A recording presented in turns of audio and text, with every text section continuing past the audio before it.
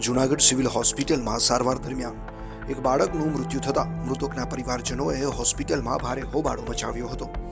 પરિવારે આ મૃત્યુ માટે ડોક્ટરની બેદરકારીને જવાબદાર ગણાવી હતી. આક્ષેપો કર્યા હતા કે મૃતક બાળક કાલસરી ગામના પરિવારનું હતું, જેની સારવાર દરમિયાન હોસ્પિટલમાં મોત નીપજ્યું હતું.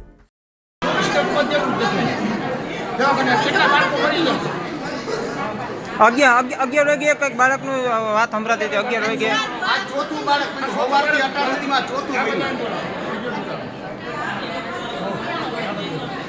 બોલો સવારથી 18 સુધીમાં ચોથું બાળક મળ્યું. અહીં હજી સુધી કોઈ ડોક્ટર આવ્યા નથી. સવારથી 18 સુધી 2:30 વાગ્યાનો અમારો કેસ છે. 2:30 વાગ્યાનું બાળક ફેલ થઈ ગયું, તેમને રજા આપી. આ એની ફાઇલ મારા હાથમાં જ છે. આ સરકારી દવાખાનું, આ જૂનાગઢ. હા. પીડિત પરિવારના સગા ભાનુબેન સાગઠિયાએ આક્ષેપ કર્યો હતો કે દર્દીને ડિલિવરી માટે વિસાવદરથી અહીં રિફર કરવામાં આવ્યા હતા. તેમને સિઝેરિયન કરવાની જરૂર હોવા છતાં ડોક્ટરો દ્વારા સમયસર તે કરવામાં આવ્યું ન હતું.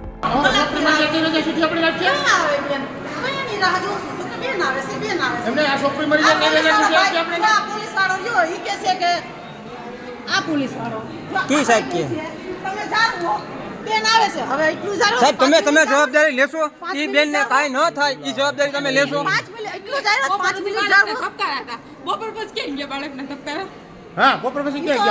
એટલી બધી ખરેખર નીચું જોયા જેવી વસ્તુ છે ભારતની અંદર. એમ આ અમારા ટેક્સ ના પૈસે આ લોકો હેરાન થાય છે. મારી છોકરી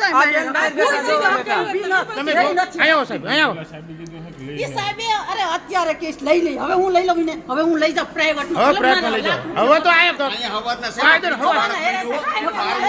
ચાર બાળક મળ્યા. ચાર તો અમારું લઈ બેઠી ગયો ભાઈ. આ ચોથું બાળક છે સાહેબ.